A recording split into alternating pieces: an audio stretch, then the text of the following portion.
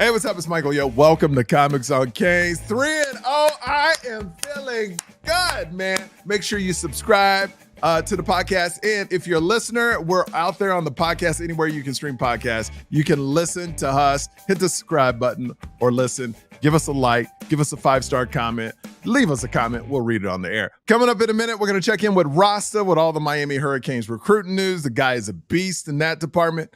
And also our girl Kelsey, that'll be breaking down the SEC from this weekend and the big games coming up this week. Forrest, Rudy had a bad weekend. We'll get to TVD in a second. But Forrest, what'd you think about the game? First of all, I want to say I will never be doing a podcast from a car again because I instantly gained about 35 more. I'm fat, but that was a terrible angle from everything, clips, everything. I feel much better about myself now.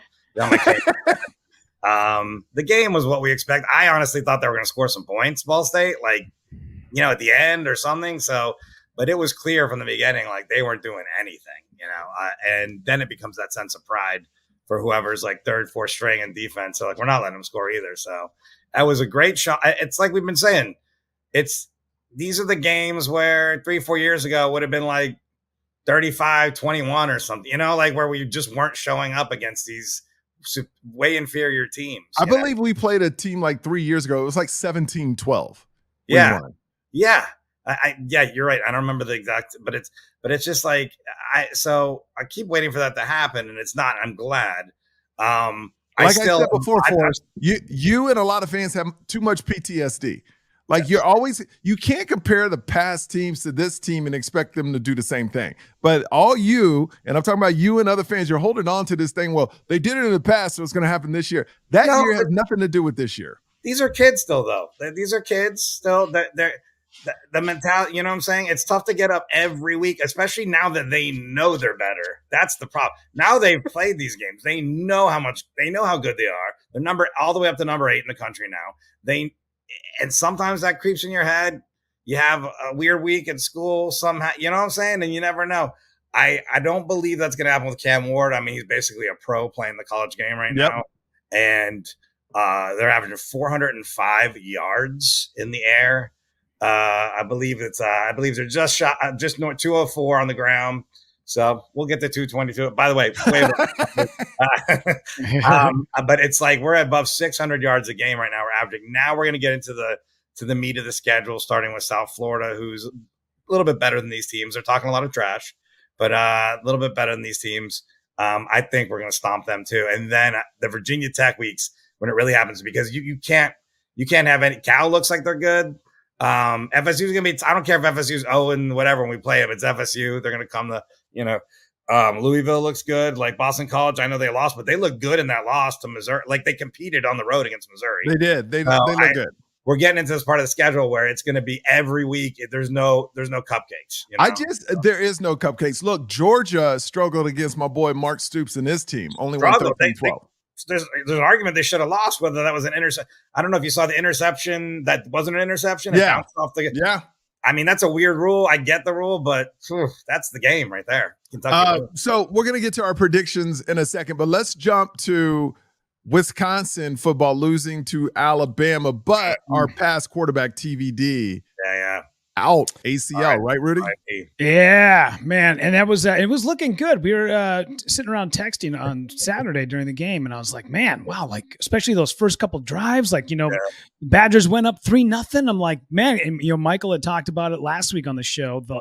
Hey, every now and again, a team like Alabama can show up and play down to the level of a team that they should be beating. And that first quarter, I was getting my hopes up a little bit, and then snap. And that was that. I was like, all right, well, then we went up 3-0 and we held on till I think almost another minute or so into the a minute left in the first quarter. Once TVD went out, it was over because that backup quarterback was straight. Oh my God. Garbage. They might as well. They should have just had the Benny Hill music playing the whole time. I was out he was awful. And we held our own. We were holding on. I think we were, I think it was, what was it? 14, was it 14-3? Yeah. With a minute and a half left in the first half. All that the Badgers got to go do, they're going to kick a field goal, they miss the field goal, then they go down 21-3, and then immediately we come back into the second half and we go down 28-3. And then it was over. And then by that, it was like, well, I'm just going to have a few more IPAs and start watching other games because this is ridiculous. One thing I did notice about TVD, he should have just stepped out of bounds. I don't know what he was trying to do. He's injury prone, but when he was in the game, they were moving the ball very consistently. They were moving the ball against Alabama. And then when they put in that second quarterback, I saw his first 2 series. I go, oh, okay. That now I understand why. I mean, the guy, it was horrible. The guy was absolutely horrific. Well, if you saw the distraught look on Van Dyke's face, it wasn't that his season is over. It was that they had to put what's his nuts in. I was so devastated. Yeah. I had it up here just a second ago. What was his name? Or something like that. Yeah. It was brutal to watch, but that's Alabama's quarterback. Sorry. It had a little bit of, it was a little bit of hope, especially in that first quarter where I'm like, all right. I mean, we took a picture of the TV screen. There was at some point throughout the 2024 college football season that Wisconsin was beating Alabama. You were. It didn't last long, but we were beating them. So we'll take any win what we can get. And the season's looking dismal after this now. His name is Brandon Locke, and it's not Locke. It's not spelled correctly. Brandon spelled weird and Locke spelled weird. So the LOCHE or whatever. In the middle of Brandon, and it's not. Yeah, these assholes who spelled Jeff GOO. Get out of there. Yeah, I hate that. Yeah, I hate those people. Just spell your name normally, all right? I will say this to TVD. He was an ex-Miami Hurricanes quarterback, man. Much love. His family is phenomenal. So it must be tough to go through that. It's horrible, but maybe, he gets better and decides to come back one more year because now he's going to be able to take a red shirt. So we'll see. He may be your quarterback next year if I was him. I mean, I'm not him, but if you want to still play, you got that option, which is great for him, and it's not just over. So we'll see. We'll see. Yeah. All right, moving on. Forrest with the stats. What stats you got from the game this week with touchdowns for Cam. He's up to 11 on the year now, throwing plus 1 rushing, and the rushing. We now we're above 200 a game. Look, like I just said, I very happy. We got 243 total. Allen led the way. Of course, I'm going to announce that if it happens. Okay, before you even move forward, let's talk about A.J. Allen. To me, and I've said this before the season even started. Yep. Every running back could start for some other school. I get that.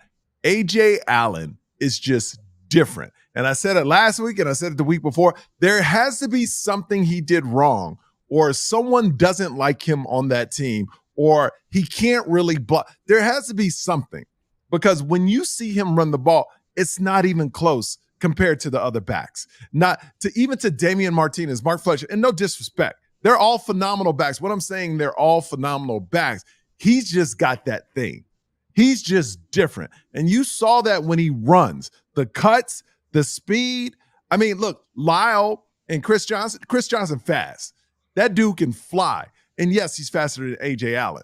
But there's no complete back like A.J. Allen on the Miami Hurricanes football team. I'm not sure about his blocking, though. I mean, I don't know about that. Yeah. And David Martinez is a big guy. He's got some bulk. He can protect. Oh, yeah. He can protect what we can't have anyone touching Cam Ward. And that's I don't know if that's what it is, but nobody is allowed to touch Cam Ward from the other team. You know what I'm saying? And if that's a problem with A.J. Allen, I could see that is part of the 100%. Issue. So like I said, Forrest, in Rudy, it has to be something. It has to be more than just the running. And I don't know because I don't really watch, pass blocking during the game, but the coaches do, but I don't really watch it. But when he has the ball, I mean, he's explosive. So hopefully whatever the problem is, he can figure it out because he has one more game to play. And then he has to decide if he's going to leave or not. Because I think he's played in the first 3 games. You got 4 games. He could play one more game. And then the dude really has to sit down and decide because they got Gerard Pringle coming in next year. They got some people coming in. And that's when Miami is good, when their depth is strong. And there's a lot of depth in that running back room. So hopefully he can figure it out or we're going to be seeing him on another team next year. Go ahead, Forrest. What other stats? So we had a total of 750 yards offense. That's great. Ball State, we're going to score against them. the thing that I love is they had 115 yards of offense. And wasn't it only like 7 yards rushing? Well, it's 6 yards rushing, but in college the sacks count against the rush. So yes, if we're not counting the sacks, there's 33 yards rushing still. Still shutting them down. But it's 6 yards if you're including the sack. So, but our defense looked great all the way to the end, which again just shows us of the depth because when you get this third, fourth stringers in there at the end of a blowout, like a 62-0 blowout, sometimes you give up a score here and there. People don't, they don't know the play. They're in the wrong spot. They miss an assignment or something, but nah, they were just like, we are going to keep our foot down on your neck the whole game. So this is the first time I can say during a season besides the national championship in 2001, where it's not second and third stringers and it's depth.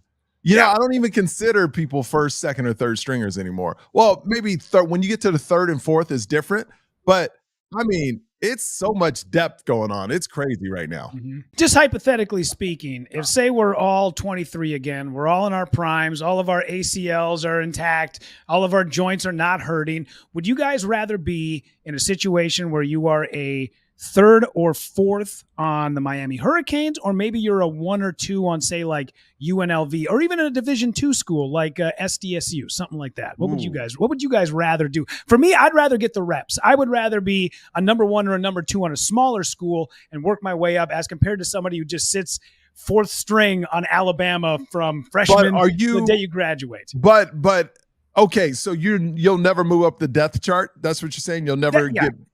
That's you the entire time. That's it. For you are just sitting there, third or fourth on and every now and again you might get a chance to go in. Maybe somebody gets hurt, or you're in the middle of a blowout. As Forrest said, it's 62-0. They're going to put you in a couple of stretches at the end of the game. But your first string on another school. But your first string on like a lower tier team, a team that is definitely never going to win a national championship, but you're going to pad your stats and you are going to be somebody who, you're going to outshine everybody else that's on the field. I don't think it's even close. I would play. Yeah. I think I would too. I think I would. Yeah. Because I know I think you want to play. You definitely want to play. But like I was saying, like for South Florida is a good example, for instance, because they still have players. They're not like if you're a fourth string at Miami, you're starting at South Florida, but you're still good. But they're going to look across the sideline this week. There'll be some FOMO though, you might have that where like, yeah, no, I did get 90 yards rushing today, but that looks cool over there. I will be able to pawn the national championship ring in 10 years if I need to. Yeah, I mean, so yeah, I would rather play because, but if I was third or fourth string on a team, I would always think also I could move up. Yeah. Yeah. No matter what situation, I think I'm gonna win. So you could if I was the third or fourth string on Miami, I would eventually be a starter because that's my mentality. So I would go to another school and want to play Miami and beat the hell out of them just to show them they made a mistake not recruiting me. Yeah. That's my mentality and everything. Mm-hmm. What do you run 40 right now, you think? Right now, probably like a 9.6. Oh man, we actually did this like about 6 months ago, and it was awful. It was something like a 6.3 or something. It was so bad.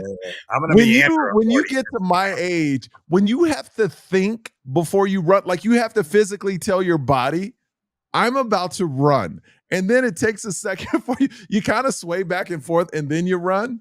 This is in my hotel currently. I have to stretch every morning because of my Achilles injury. I do my stretches. This is how you know what my 40 time is going to be. Not good. I'm gonna meander. I got to wake up every morning and stretch my bad Achilles, and then my one I had a surgery on, and then my good one. So.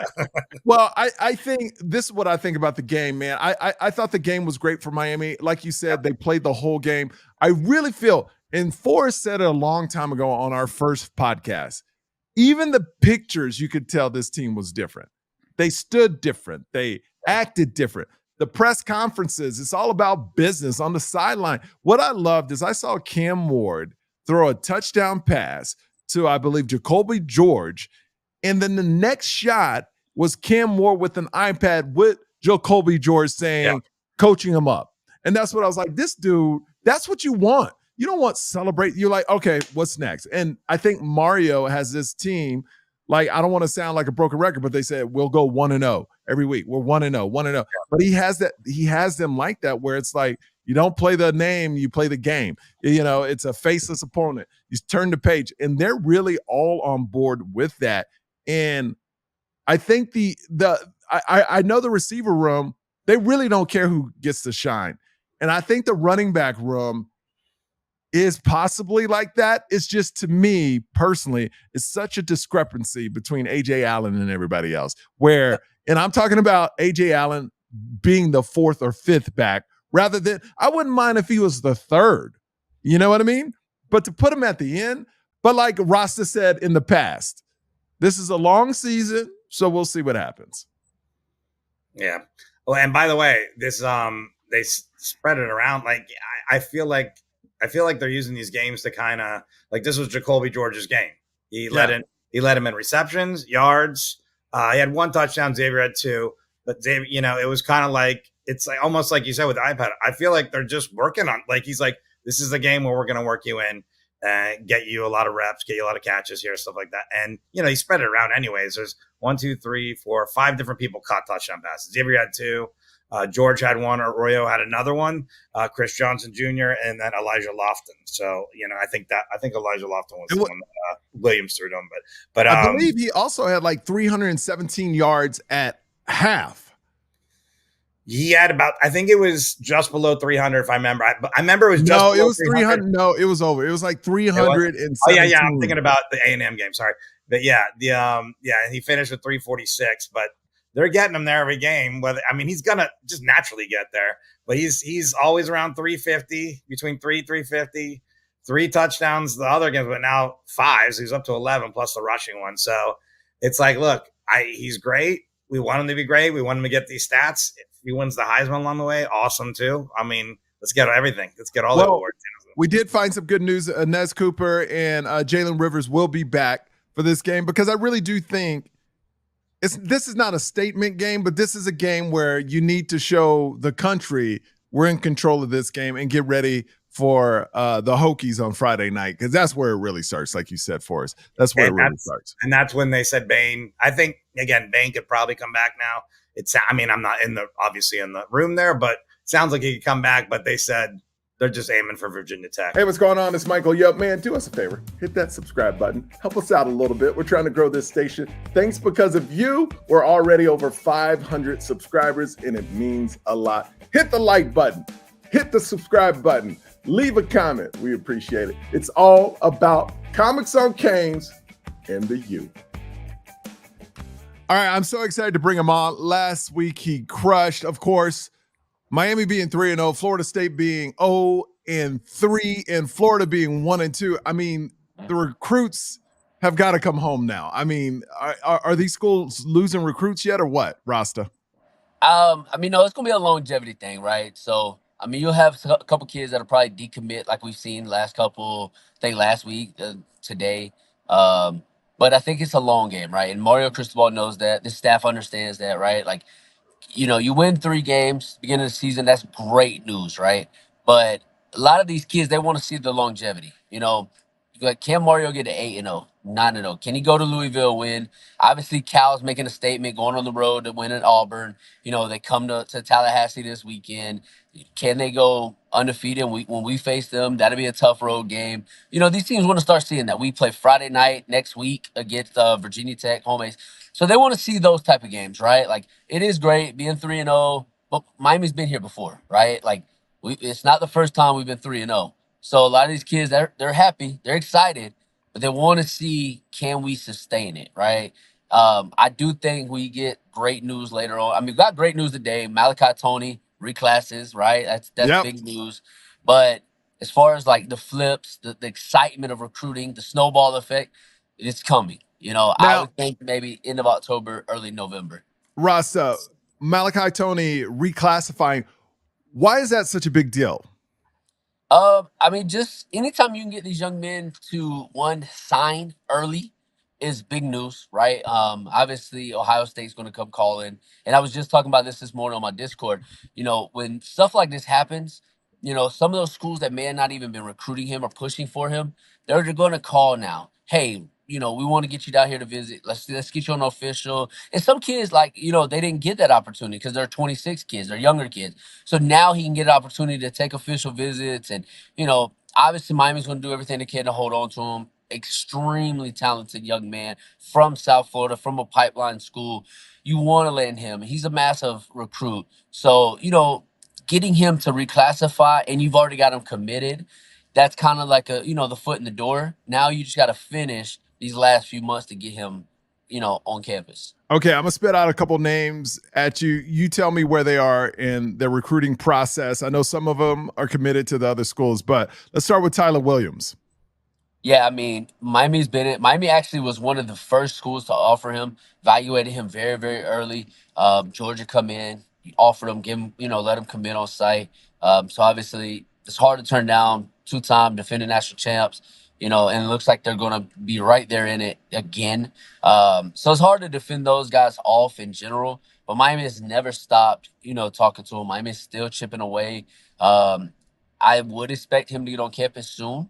As he's got a teammate, Gerard Pringle, our running back, committed. We're after Kellen Wiley, a linebacker that's also on his team. And Miami's got some 26 guys like Jalen Waters, who's committed to Florida, that we're after to flip too. So, he's a guy that he's going to have a lot of orange and green. He's going to see that U a lot, which is it benefits everything for Miami, So I don't think that's anywhere done. I think Miami's still kind of in there trying to chip away. And I think Miami could, if they really do push and put together a great season, I think Miami could actually, kind of get in there. So Gerard Pringle, and I want to throw this out there. Look, we only recruit dogs, and I get that. But that running back room is deep. And you know where I stand on A.J. Allen. The disrespect to A.J. Allen every single week, and he showed out. Finally, they gave him the rock. To me, there's no one on that team I love all our backs. They could start anywhere else in the country, but the running back room is deep. Gerard Pringle, I know you say usually 2 backs a year. How could you be a running back going, you know what? I want to go into that running back room that's so deep. That's amazing to me that's the kind of players they're getting. Yeah, I mean, when you're a top program, when you're at that level, and when you're producing running backs, if you go to Georgia's always got a stable. They've always had stables. They're going to continue to recruit faster. A lot of those kids' mentality is, I still want to go there and compete because it's going to make me better. And just because I go there doesn't mean I can't play. Georgia's true freshmen, they had some guys go down. Their true freshman is starting right now. True. At Texas, they've had a stable of running backs. You got Gibson, Jarrett Gibson is another freshman. He's starting right now because of injuries. So, they understand the running back position is a very injury-prone position because they take a lot of beating. And the way that Mario Cristobal rotates his back. And I think a lot of things that, like I was telling you yesterday when we were talking, I think a lot of things that, are forgotten is we just extended, more games. So, if you're a playoff team, you're looking at possibly a 2, maybe 3 if you're a wild card team, going into the playoffs. That's a lot of carries, right? And it comes on a pitch count. We use this with baseball all the time.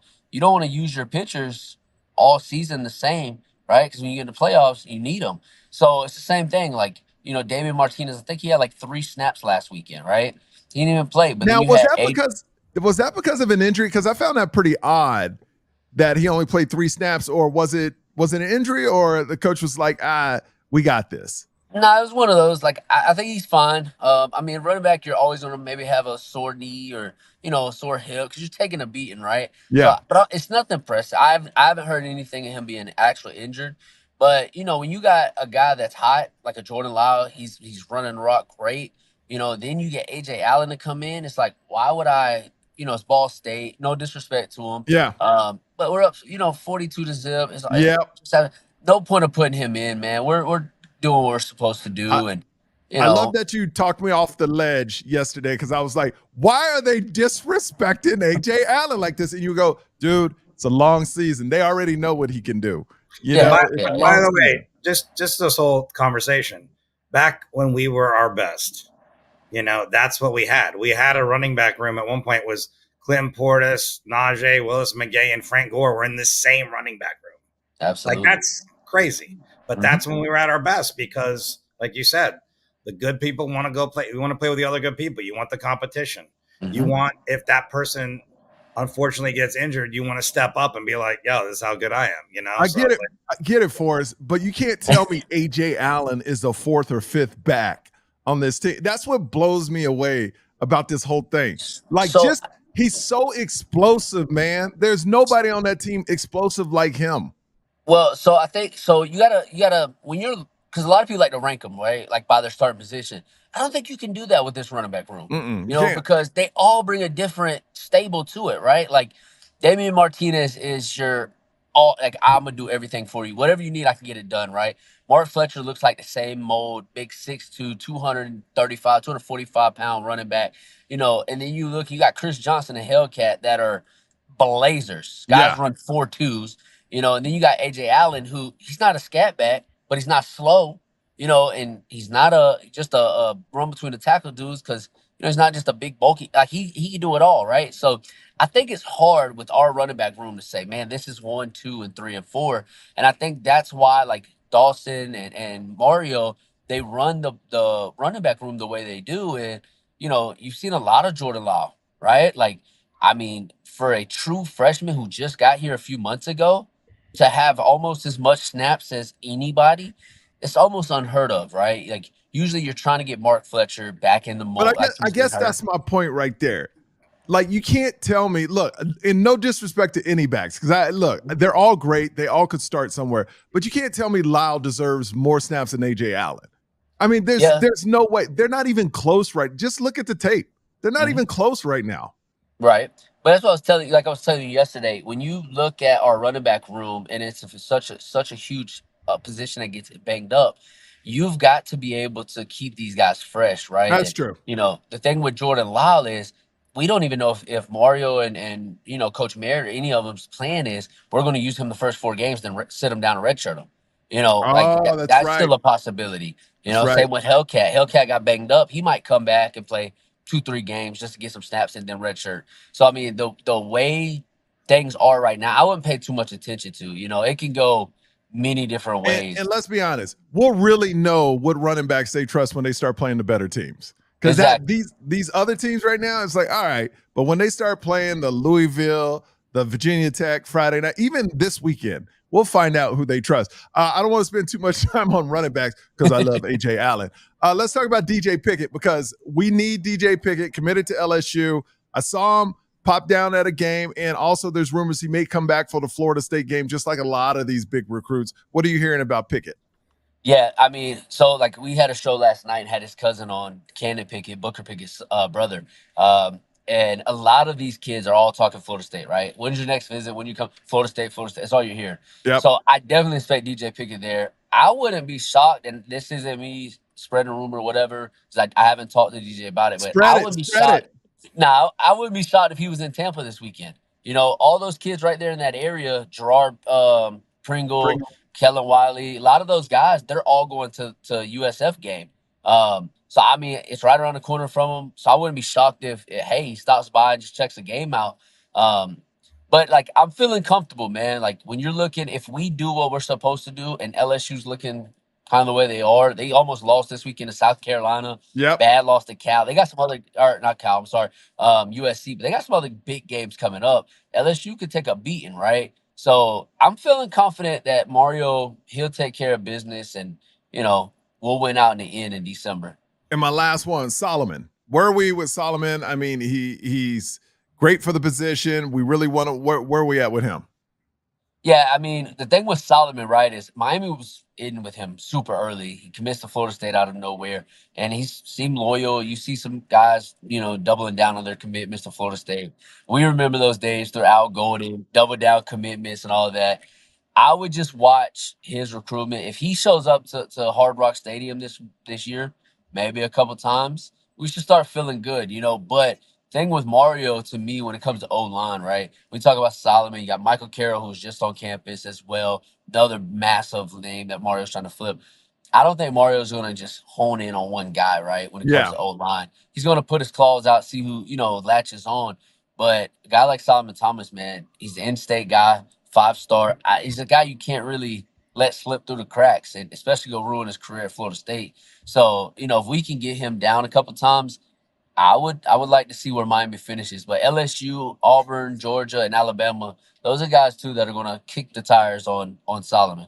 And of course, next time I talk to you, I want to talk about some legacies. Of course, they're harder to flip, like Vernon and Ben Hanks, but we'll talk about that next time. Give me your score for this week's game, Miami versus USF. Is it USF? I think it is. Yeah. USF. I said this yesterday, man, 52-14.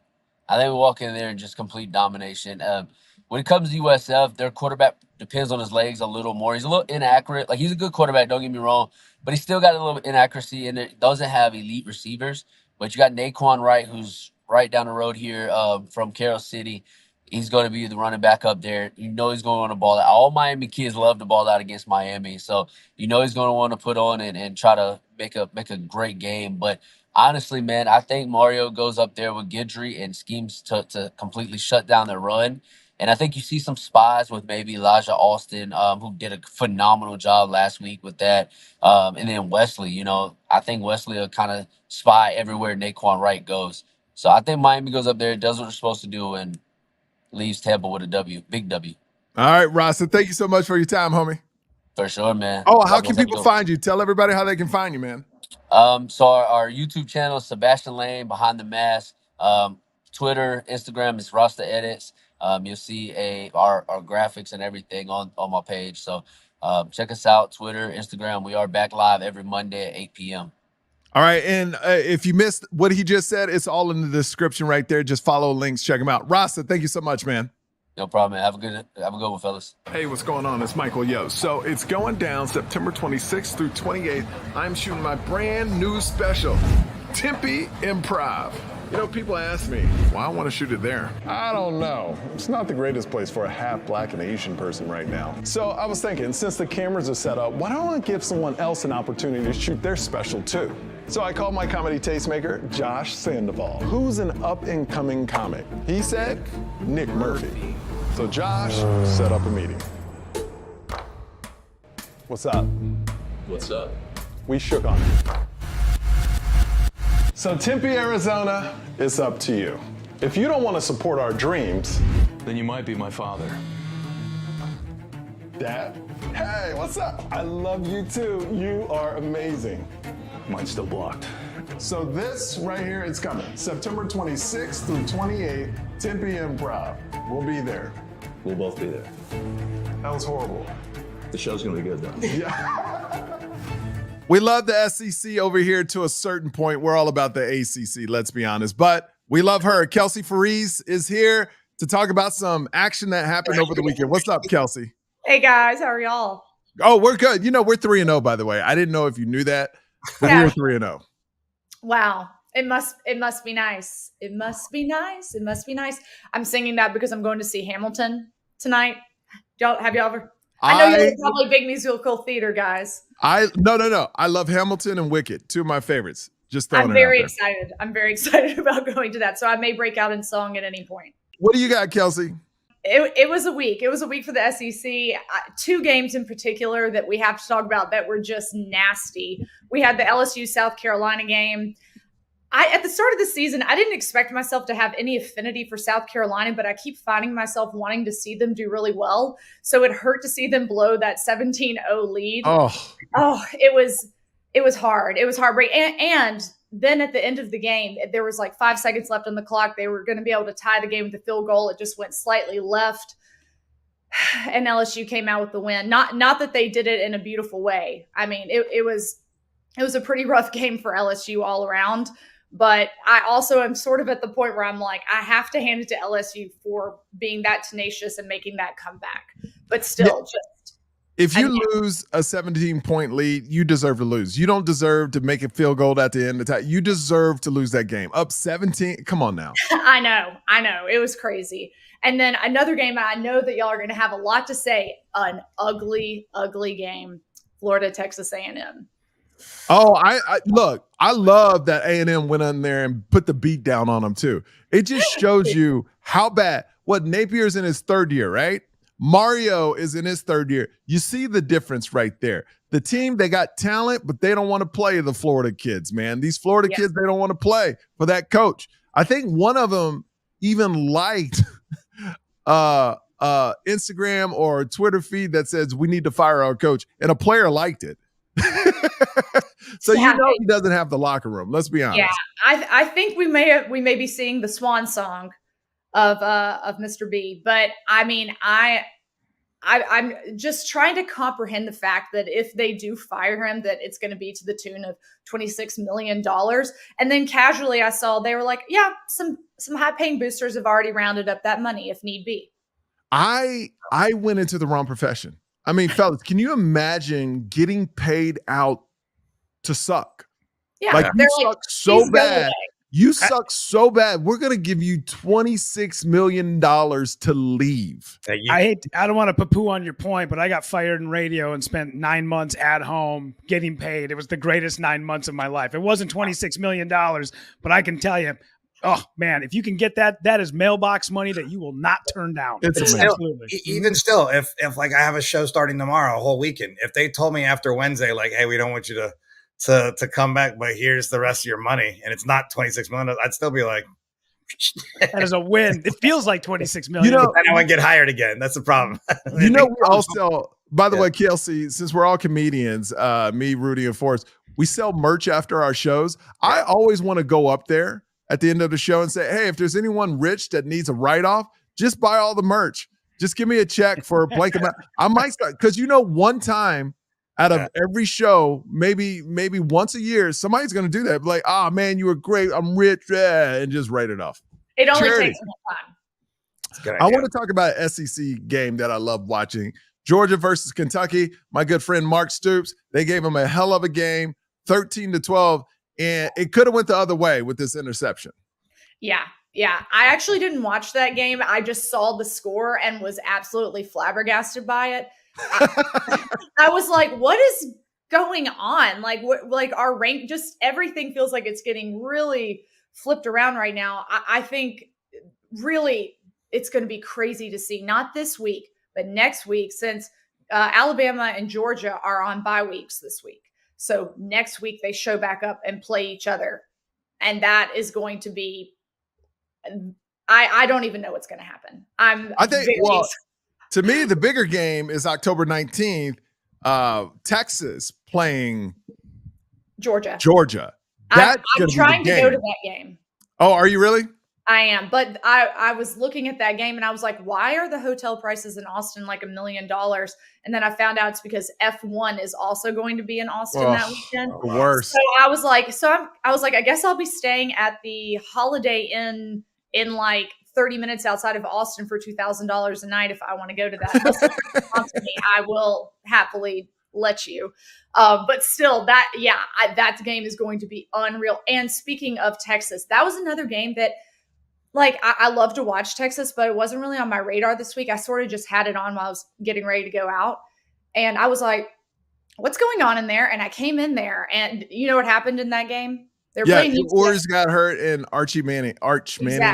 Yeah, Arch Manning. So he goes into the game. Well, Ewers comes out of the tunnel in street clothes, and everyone's like, oh God, like, is he actually okay? Arch goes into the game, first snap, throws it for a 19-yard touchdown. And then on the very next play, he runs the ball for 76 yards and scores a touchdown. It's like the second longest touchdown run by a quarterback since like 2005. Look, it's crazy. It's also the longest touchdown run by a Manning ever, for sure. For sure. Not they're running, Look, they were playing this is kind of like DJ Lagway last week on Florida.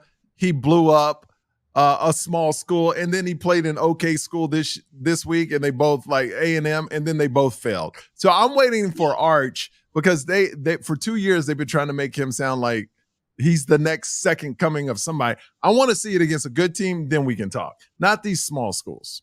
I feel you, but I think he did look really confident, and he had like a little smile on his face, so I like watching him. Oh, I'm okay. glad to see him do well. All right. So what about this weekend coming up? What do we got? This week coming up, I mentioned Georgia and Alabama are on bye weeks, so they're gearing up for that battle in week 5. So this week, I'm looking at a couple of games. I've got LSU is hosting UCLA, and I have a little bit of a soft spot. I don't know if you know, I graduated from UCLA. So I like to see them do well. Unfortunately, I think this being a road game, I think they are probably going to lose. I still think it'll be a good game. And I did bring scores for y'all, so y'all don't yell at me. I'm saying LSU is going to win 28-22. Oh, it's not going to be that close. I think it's a blowout. I think if I had to guess on this SEC, and I don't watch the SEC close, I've seen LSU enough. I saw UCLA. I would say 35, maybe 21. Forrest, what do you got? The line is -24 for LSU. Yeah. So I'm going to say I listen to enough radio, like UCLA radio in LA when I'm driving around, and I know they're not very good. I'm going to say 35-7. Okay. Yeah. Rudy. Yeah, it's good. I'll go a little bit more than that. I think it's going to be a little more high flying. I'm going to say 40-10. All right. All right, Kelsey, what's your next game? I must be really off. We're going to have to tune back in to see if I was just like really nowhere close on that. Well, we have two. Finally, we're getting some like kind of solid SEC matchups. We've got Tennessee versus Oklahoma. It's going to be Oklahoma's first SEC game, so going to be a good one to watch. They're playing at home. I was kind of surprised. I saw that UT has only given up 13 points in their last 3 games. So I think that their defense is going to do well. I think it's going to be a good game. I'm going to say Tennessee is going to win. I'm going to go 31-25. 31-25. Where are they playing? Are they playing at Tennessee? Oklahoma. They're playing at Oklahoma. Okay. Forrest, what's your prediction? I've been to Norman, Oklahoma. It is super boring. There's nothing to do there. So you are very focused on football. Trust me. I think there's one restaurant and one bar, and they're getting at home. They're getting disrespected at home. Oklahoma's not a pushover. I think Oklahoma's going to upset them, win the game. I think it's going to be 38-35. I think that's do you know? Hey, while Rudy gets his guess in, his prediction in, can you look up the line on that game? 7. Tennessee's favored by 7 on the road. Okay. All right. What do you got, Rudy? I'll take Tennessee, but I agree with Forrest. It is going to be pretty close. I'm going to say let's go 27-24. Okay. What people forget is the head coach of Oklahoma was Clemson's DC, defensive coordinator back in the day, and he's a phenomenal defensive coordinator, hiding coverages, mixing things up. I've seen him destroy Miami so many times. Nico, I think that's the quarterback for Tennessee. He's a freshman. I think this is the first time he will be confused by coverages. He's a great quarterback, but I'm not going to say Oklahoma's going to win, but I think Nico plays his worst game of the year, and it's very close. So this is a field goal matchup. I would say 38-35. Yeah, it's going to be a good one. And then the other SEC game, we've got Arkansas at Auburn. Historically, Arkansas never really does well when they go to Auburn. So this is a kind of one of those games where we're talking about who's the bigger bully. I don't know. I think I'm going to have to. But the thing is, Auburn just switched up their quarterback. They've got Hank Brown. He's a freshman. He did well this last week, but we'll see if he can keep the ball rolling literally into this SEC matchup. I am going to go Auburn 31-20. All right. Forrest, go for it. I was just in Enterprise, Alabama at Lloyd's Barbecue. Everyone was talking Auburn football. Well, not everybody. They're split there. But I'd be remiss if I didn't pick Auburn. Also for our boy friend Dave Williamson. I'm going to say 24-16. Rudy. I am going to go with Arkansas, only because I had a Razorbacks hat that I wore for about 6 months and didn't know that it was an actual football team when I was like 12 years old, and everybody gave me so much shit about it. So this time I'm being redeemed. Razorbacks are going to come through. They're going to win this game. It's not going to be a huge scoring affair, but I'm going to say 21-18. All right. Well, if you don't know, I went to the University of Arkansas. I played football for the University of Arkansas for a year and a half. That's where I got too many concussions and lost my dream of being a college football player. And Arkansas disappeared from my life. I wiped it. I swiped it away from my life, but I still love it. We still call the Hogs, woo, pig suey, but they will lose to Auburn 38. No, I said 38. Let's say 31-17. If you held a gun to my head and asked me where you went to school, I would not guess.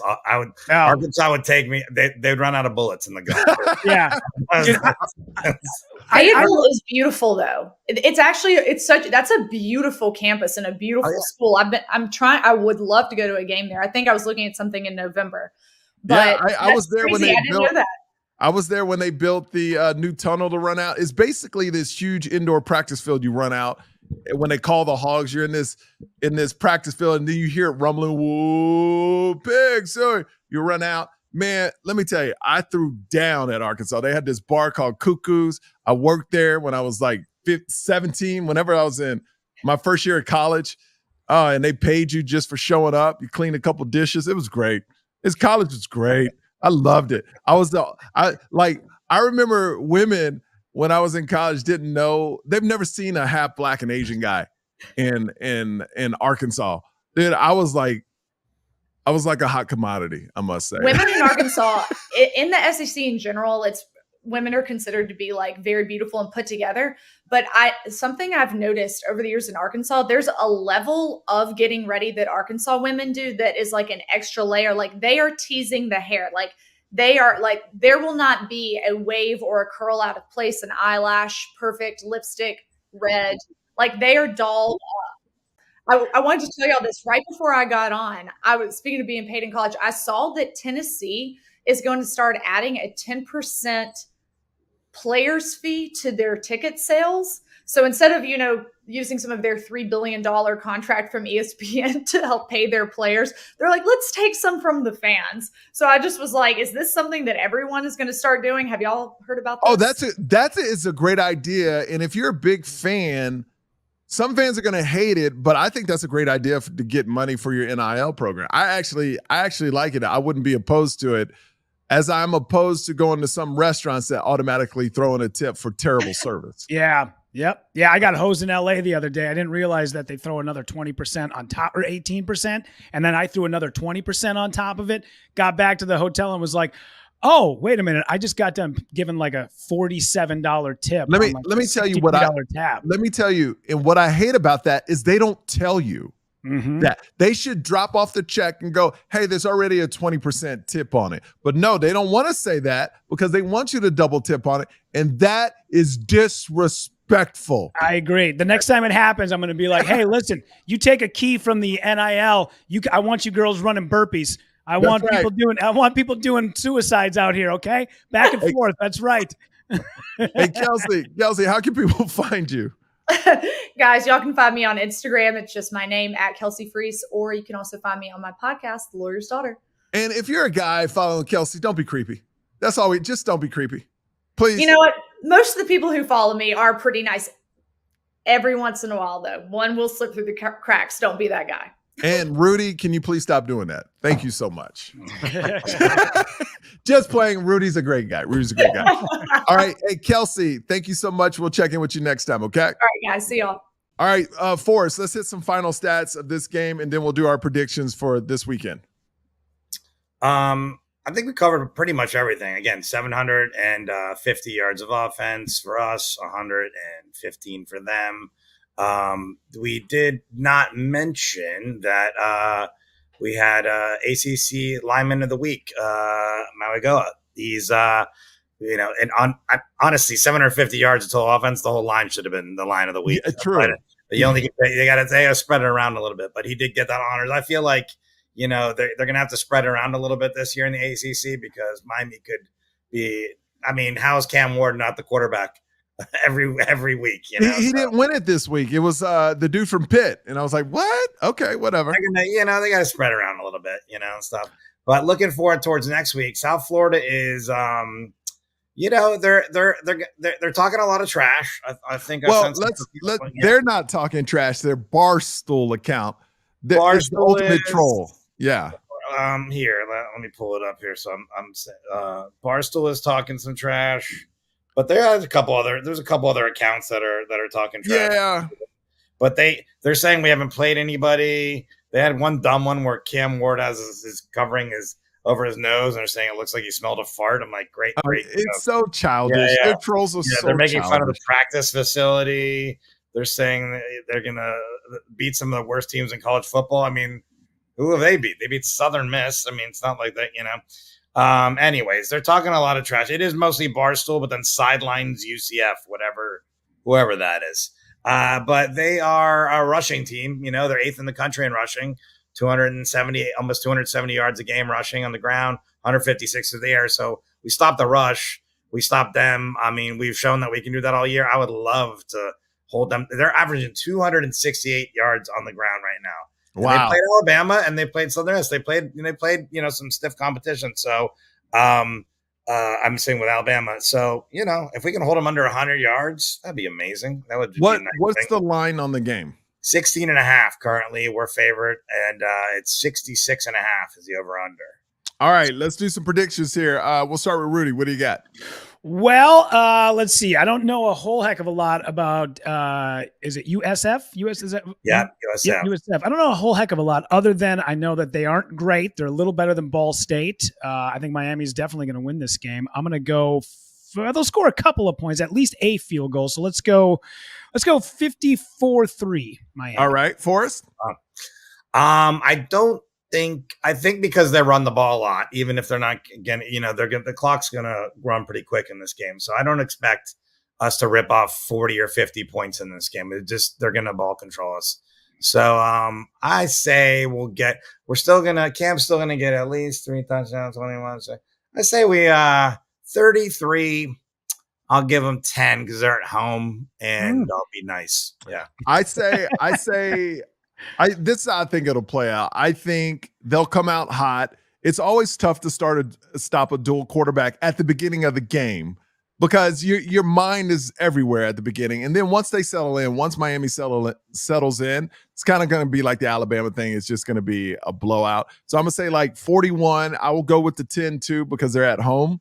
But I think they score their 10 pretty quick where Miami fans are like, oh, wait a minute, what's going on? I think they score pretty quick. Okay. Out of the gate because Miami has to adjust to a running quarterback that can't pass that great. But I don't think the running game is going to be a problem. I think the running quarterback will be a problem, not their running backs. I'm going to say 41-10. But I think by going into halftime, it'll be like I believe they're going to score all their points the first quarter. So I say it's 21-10 at half, 21-10 at half, and then 41-10 by the end of the game. Before we leave, any thoughts on Cal, Florida State? Cal is at Florida. 3-0 Cal is at an 0-3 Florida State. Florida State is still giving 2 somehow. You know why? I just feel like they want Florida State to win. Whoever the betting gods are, they want them because college football, let's be honest, is better with Florida State. If Florida State was great this year, I mean, just imagine the matchup, undefeated Florida State versus an undefeated Miami. It's sad that Florida State's going to walk into that game possibly winless or maybe like 2 wins, you know? So look, they played horrible. They lost to Memphis. I can't see them. Maybe they're saying because Cal has to fly all the way to Tallahassee and it's not easy to get to. It's no direct flights. So you're going to take 2 flights. But I mean, it's just Florida has no life. Florida State has no life. So I'm gonna say Cal's gonna win. I would take the points and I would take Cal. I don't know. I don't have a score prediction. Let me throw one out. 28-19. 28-19. All right. By the way, tickets as low as $47 for that game. So that should tell you something. It's gonna be a shootout. let's say one team's going to score more than the other team. Okay, good. That is definitely going to happen. That's a start. Yeah, I'll say 31. Oh man, 31-28. How about that? 31-28. Yeah. Cal's quarterback has 666 yards as of now. So I don't know what that means or doesn't mean, but I say Cal wins 14-0. Mm-hmm. All right. What a great score that'd be. That's true. Any other games we need to cover for us, or we're good? But there's, Michigan, Boston State's a big game for the ACC, and also Clemson, NC State will be kind of a telling game as well. So. That will be telling.